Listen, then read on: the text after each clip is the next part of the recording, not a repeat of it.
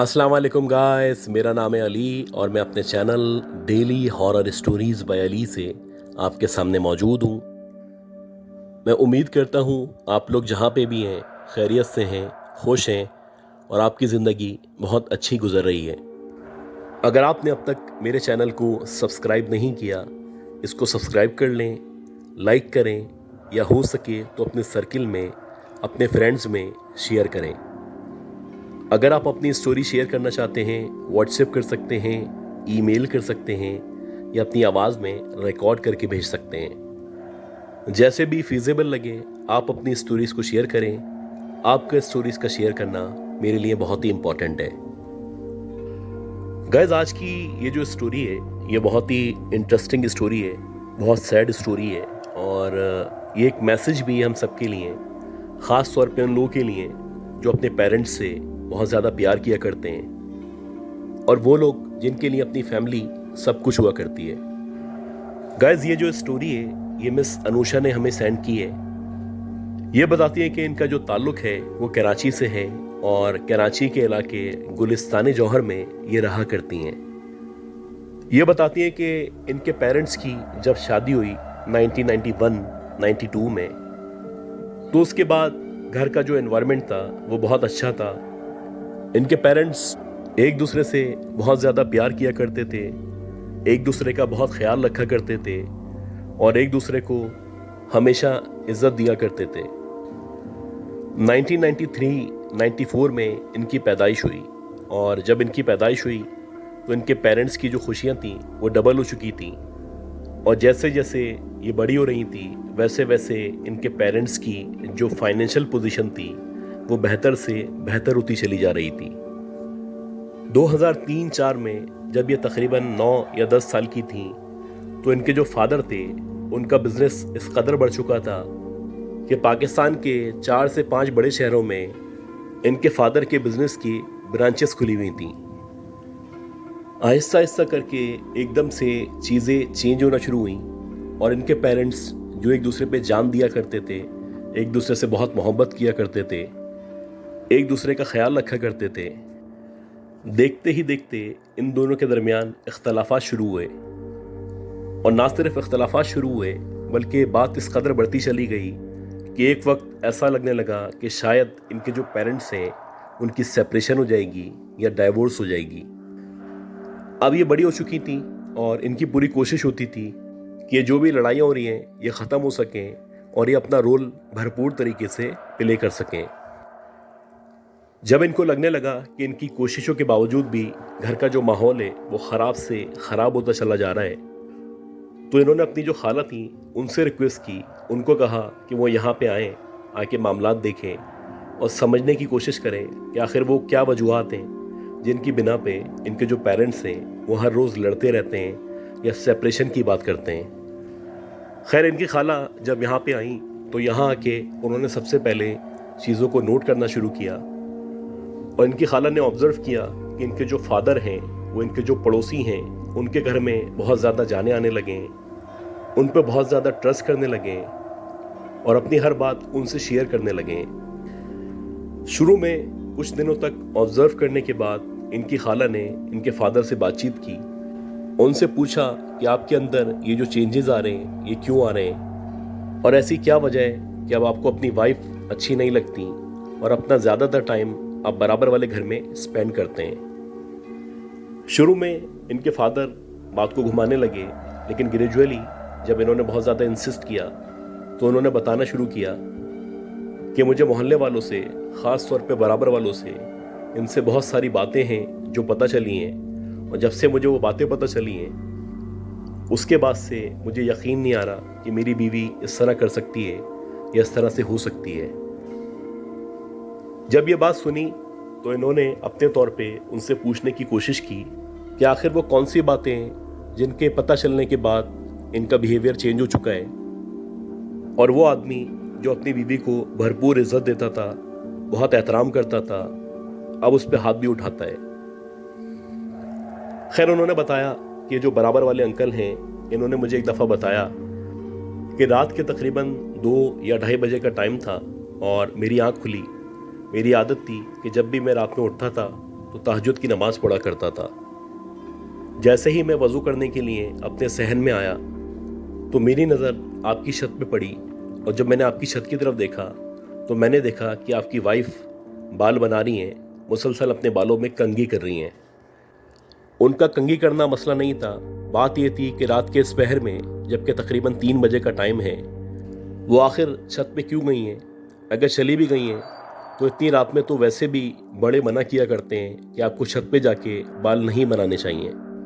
अभी मैं ये सोच ही रहा था और उनको देख ही रहा था कि एकदम से उन्होंने मुझे इशारा किया, और उन्होंने मुझे एक अजीब सा इशारा किया जैसे कि वो मुझे अपने पास बुलाना चाहती हों।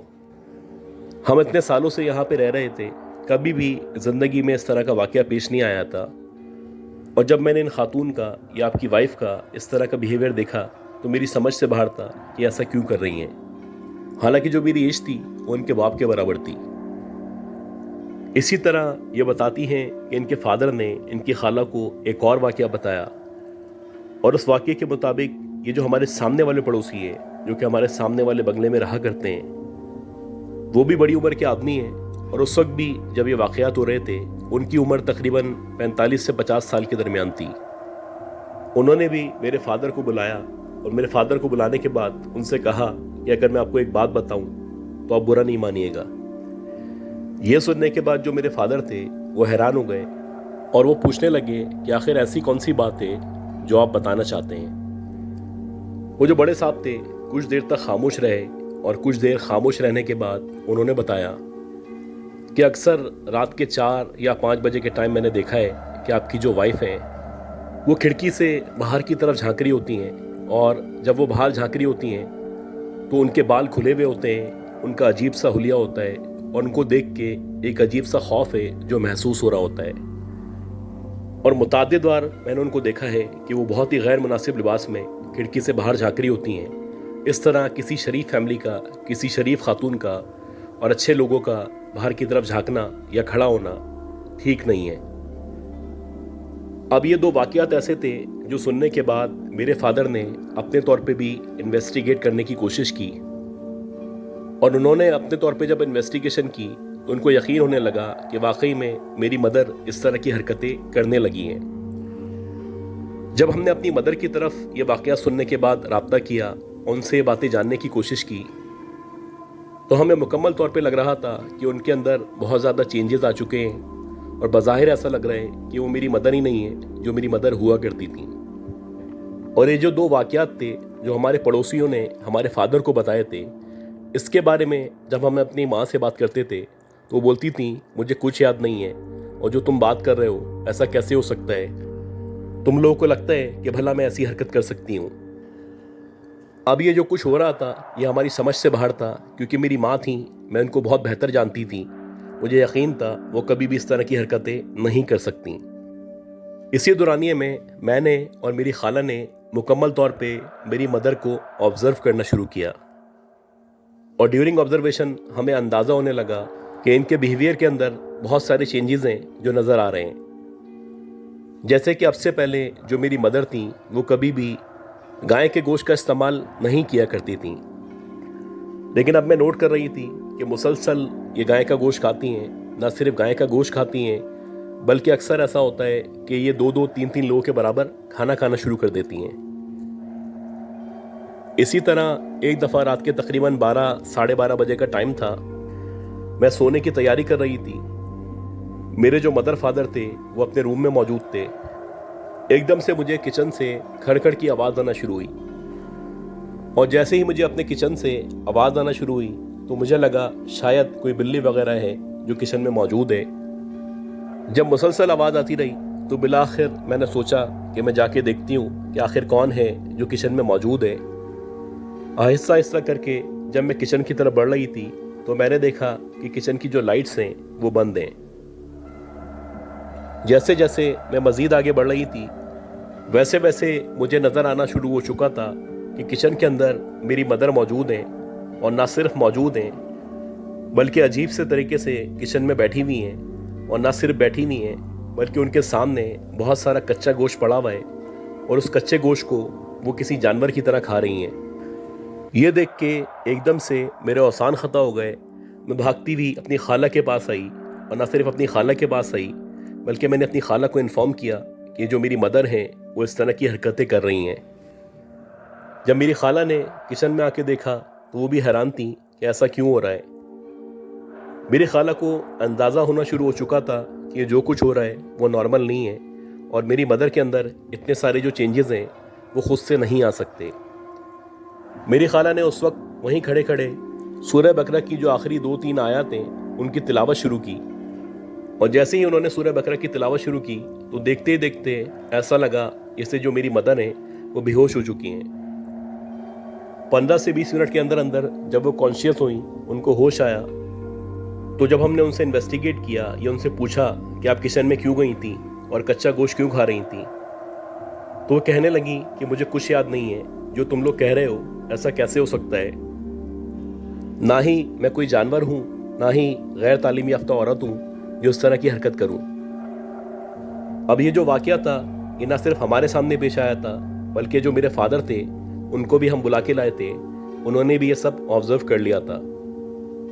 अब मेरे फादर को भी अंदाज़ा हो रहा था कि जो कुछ ये हो रहा है वो नॉर्मल नहीं है, और हमारे बिहेवियर के अंदर जो भी तब्दीलियाँ नज़र आ रही हैं वो बेसिकली लाई जा रही हैं। ये बताती हैं कि इसी तरह 5 से 6 दिन मज़ीद गुजरे, और हम दोनों को, ख़ास तौर पे खाला को और मुझे बहुत ज़्यादा फ़िक्र थी, क्योंकि हमें लग रहा था कि कोई ना कोई घर का बंदा ही इस चीज़ के अंदर इन्वॉल्व है जो कुछ मेरी मदर के साथ हो रहा है। लेकिन हमारे घर में मेरे अलावा, मेरे माँ बाप के अलावा या मेरी खाला के अलावा कोई भी मौजूद नहीं था। हाँ, हमारी एक मेड थी जो हमारे अलावा सारे मोहल्ले के घरों में काम किया करती थी। मेरी खाला ने मुझे कहा कि ये जो मेड आती है इसके आने जाने पे और इसके काम करने पे नज़र रखा करो। उसके बाद से जो हमारी मेड थी मैंने उस पर नज़र रखना शुरू की, और मैं मुकम्मल तौर पे रेडी थी कि अगर कोई वो इस तरह की एक्टिविटी करती है तो मैं उसको पकड़ लूँगी। उन्हीं दिनों एक रात तकरीबन 2 या 2:30 बजे का टाइम था, और इत्तफाक से मैं अपने कमरे में मौजूद थी। मेरी खाला सो चुकी थी। मैंने देखा कि जो मेरी मदर हैं वो कमरे से निकली हैं और वॉशरूम की तरफ गई हैं। मैं समझी हो सकता है कि उनको ज़रूरत महसूस हो रही हो, इसलिए वो वॉशरूम की तरफ गई हो। लिहाजा मैंने आंखें बंद की और मैं सोने की तैयारी करने लगी। अभी मैं सोने की तैयारी कर रही थी कि एकदम से वॉशरूम का गेट खुला, और जैसे ही वॉशरूम का गेट खुला तो मैंने एक अजीब मंजर देखा। मैंने देखा कि जो मेरी मदर हैं वो बिना लिबास स्टेयर्स के ऊपर से होती हुई छत की तरफ जा रही हैं।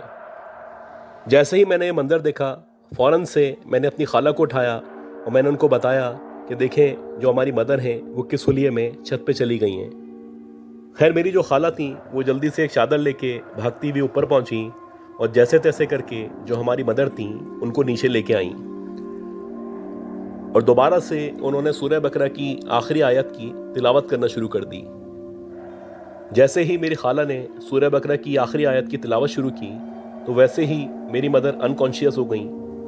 और तकरीबन 15 से 20 मिनट बाद जब उनकी आंख खुली तो वो खुद हैरान थी कि वो इस हुलिये में और बिना लिबास यहाँ पे क्या कर रही हैं।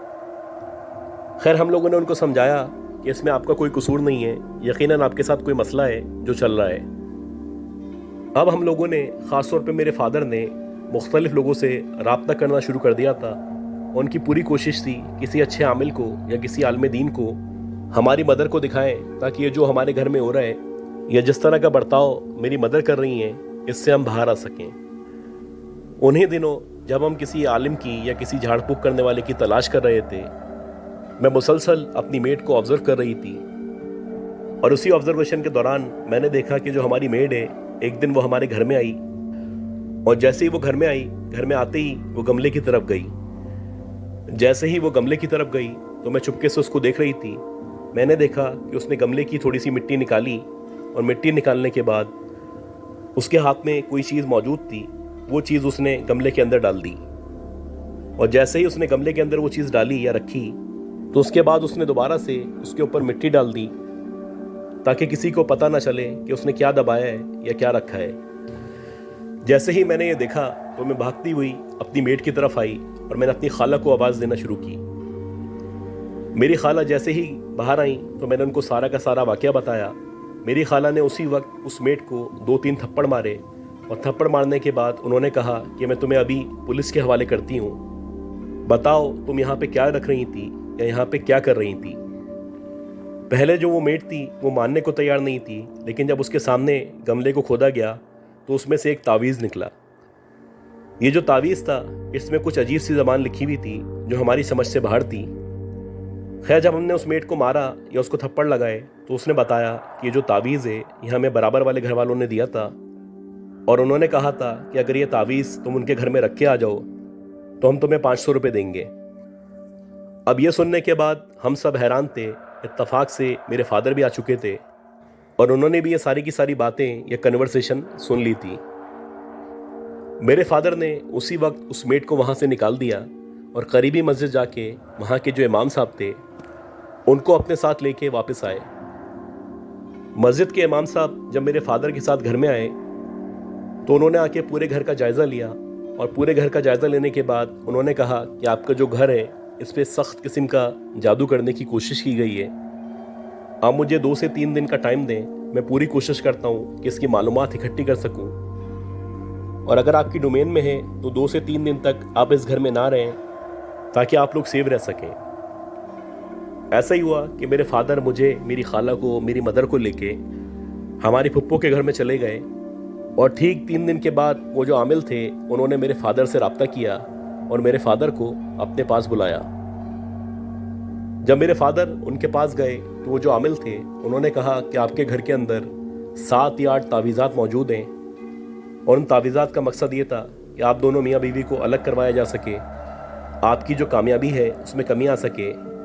ख़ास तौर पे आपका जो बिज़नेस है वो फ्लॉप हो सके। अब हमें आपके घर को जाके बारी बारी चेक करना है, सब चीज़ों को चेक करना है और ये 7 के 7 तावीज़ात आपके घर से ही मिलेंगे। और ऐसे ही हुआ कि जब वो जो इमाम साहब थे या वो जो भी साहब थे उन्होंने आके हमारे घर को चेक किया तो बारी बारी करके एक के बाद एक तावीज़ात मिलते चले गए और शुरू के जो 6 तावीज़ात थे वो मुख्तलिफ जगहों से मिले। उसके बाद जब 7वें तावीज़ को तलाश किया जा रहा था तो मुसलसल कोशिशों के बावजूद वो नहीं मिल रहा था, लेकिन ये जो इमाम साहब थे इनका कहना था कि 7वां जो तावीज़ है वो यहीं पे मौजूद है और इसी घर के अंदर है। खैर, बारी बारी करके हमने सारी चीज़ों को दोबारा से चेक किया और सबसे आखिर में जब स्टोर रूम को चेक किया गया तो वो जो 7वां तावीज़ था वो स्टोर रूम के अंदर मौजूद था। ये जो 7वां तावीज़ था इसको खोलने के बाद वो जो इमाम साहब थे उन्होंने हम सबको दिखाया और जब हमने इस तावीज़ को देखा तो उस तावीज़ के ऊपर मेरे फादर की, मेरी मदर की, दोनों की तस्वीर मौजूद थी और उनके बीच में एक चाकू बना हुआ था और कुछ अजीब सी ज़बान में बहुत सारे मुहावरे लिखे हुए थे। खैर, ये सारे तावीज़ा जब निकल चुके थे तो उसके बाद इन्होंने इस जादू का या इस काले जादू का इलाज करना शुरू किया और उन्होंने स्ट्रांगली रिकमेंड किया कि अगर पॉसिबल है तो आप 7 समंदर पार या समंदर पार कम से कम चले जाएं, क्योंकि समंदर पार करने से भी जादू ख़त्म हो जाता है। इमाम साहब के दिए हुए तावीज़ात और अमल के मुताबिक हमने सब कुछ करना शुरू किया और इस दौरानिए में ही मेरे फादर हम सबको लेके कुछ अरसे के लिए दूसरे मुल्क आ गए। तकरीबन 6 महीने हमने दूसरे मुल्क में गुजारे और इस दौरानिए में जो भी इलाज था वो भी करते रहे। ये बताते हैं कि अल्लाह का शुक्र है कि तकरीबन 1 साल के अंदर अंदर हमारी जो फैमिली थी वो पहले की तरह नॉर्मल हो चुकी थी। हमारे माँ बाप में वैसे ही प्यार शुरू हो चुका था